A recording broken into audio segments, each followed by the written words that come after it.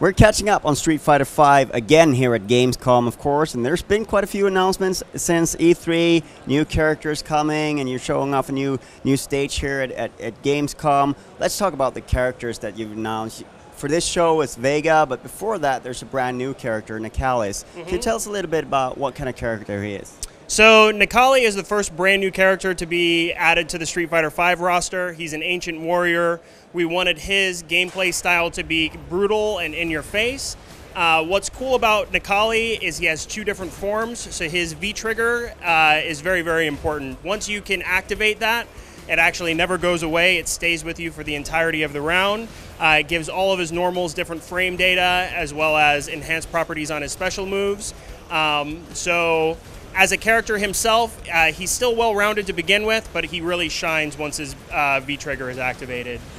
So he's kind of like one of those sort of turn the round around kind of characters, where like at the end he can really dominate. Yeah, definitely. And he's got basically he's just brutal. So like when he hits you up close, it does good chunks of damage. He's got good combo potential, so I think he's a very worthy addition to the roster. Would you say that he's more of an up-close character rather than someone who's moving in and out a lot, or how does he behave? So he's definitely up close. He also has a command grab, which also works very well for up-close characters. But yeah, he's very bestial in nature, so we really wanted that kind of savage play style, someone that's aggressive, that's in your face, and is very heavy hitter. Yeah, it's from the visuals. He reminds me of Blanca a little bit, you know. But even though it's different, more sort of large kind of character, but he's going to sort of have some of that sort of movement in him, that beast-like movement. Yeah, I mean, I really love the way that he came out. He just looks vicious. He looks intimidating. I think he's a really cool addition. And Vega, of course, is a mainstay ever since Street Fighter 2. How is he different from in Street Fighter 5? So Vega is the first character to be put into Street Fighter V that has two different play styles built into one. So for the first time, Vega has the ability to switch between a mode that has his claw on and his claw off. When his claw is on, his normals have really, really great range. So he's a footsie-based character that wants to keep his distance, play defensive, and basically poke at them with the claw. Then, if he wants to turn the heat up, he can take his claw off. And then he becomes more of a rushdown character. So he gets more combo potential, he's much more aggressive, he's meant to be played in your face. So he's a character that can really switch between those on the fly. You can still lose your mask in your claw like you could in previous iterations. Once your mask gets knocked off, you'll take additional damage. And once your claw gets knocked off, it's gone for the game. You can no longer pick it up. But the ability to kind of have two characters built into one and to like switch between them is a pretty cool design.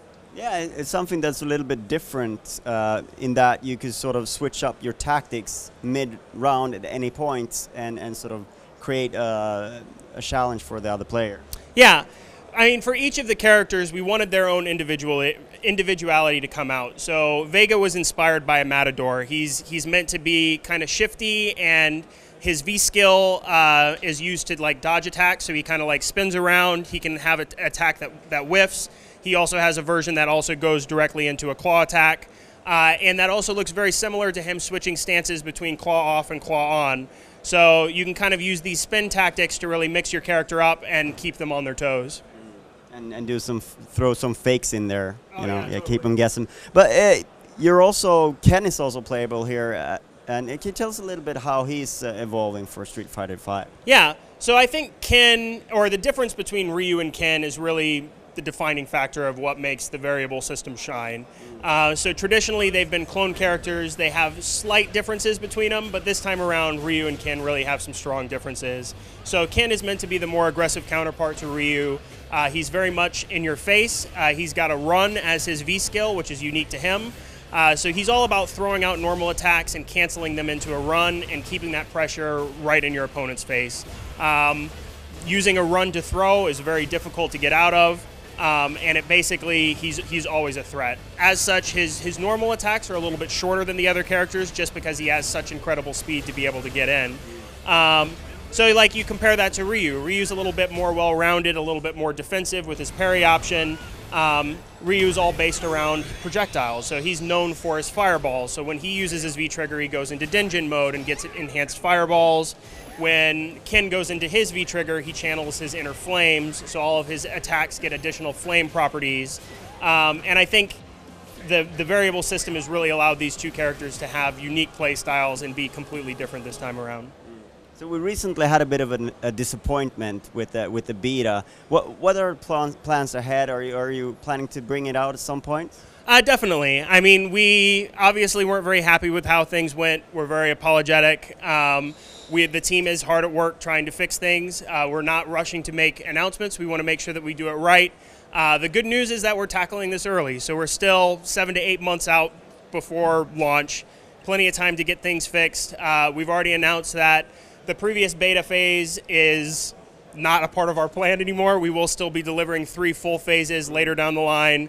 But we want to make sure before we announce a date that we are fully prepared and that we do not have that same mistake happen again. So teams are hard at work and we should have some new information to share shortly. You've also sort of announced some of the scope of the game at launch and how you plan to sort of expand the roster and that players will be able to unlock them through playing. Can you give us sort of the basic setup here? What can people expect? So Street Fighter V is a game that learns from all previous iterations, both in terms of gameplay design and how we're handling our content. And we did a post-mortem on Street Fighter IV. There were a lot of decisions that were made that weren't necessarily in the best interest of the players. So we're really trying to address that this time around and create a model that works more in the player's best interest. So this time around, it's all about choice. Before in Street Fighter IV, if you took a break and you came back, you would have been forced to buy an upgrade pack to be able to play with the largest player pool. As such, we were continuously shrinking our player pool as time went along. Additionally, we delivered all of our content in full bundles, so even if you only liked 1 or 2 characters, you would still have to buy everything. So this time around, it's about player choice. We're starting off with a roster with a strong core roster, but with plans of building on it over time. There's not going to be long voids of years in between content drops. There's always going to be something to look forward to, and we're going to reward players that play the game. So if you play the game consistently, you're now going to be able to earn post-launch DLC content for free. It's a first in franchise history, so we really want to create long-term engagement with Street Fighter and reward the players that stick with us. Additionally, now all balance adjustments are also going to be made available for free.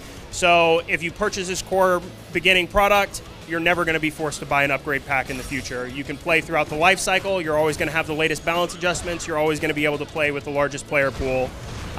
So I think those decisions and how we're really evolving our model to be more of a service rather than just an individual game, I think is going to work in the player's best interests and is going to allow Street Fighter to grow to new heights.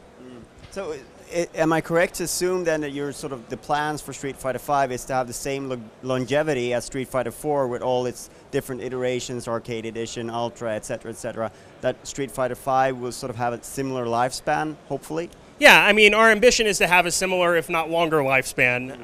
I think we're really looking at things as a long-term strategy and trying to have a more progressive model than we had in the past.